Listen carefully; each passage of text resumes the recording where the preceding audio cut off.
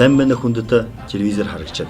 Өнөөдөр танд Будын шашны их сургуулийн хуучин монгол бичгийн Баяр багш, Бурхан багшийн 12 зохиол тухай хөөрж өгнө.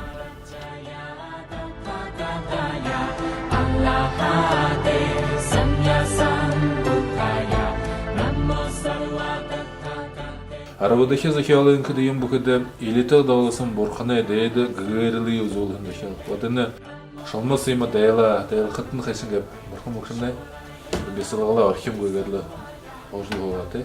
Тэгээд хууле тэрнэнгэ суулта юу болов гэдэг гэгэрли зохиол үзүүлэн. Тэгээд нэм тушаа бушкэдэ ингэж гэнэ. Илэтэг дагуулсан түгс дээд гэгэрли үзүүлэн.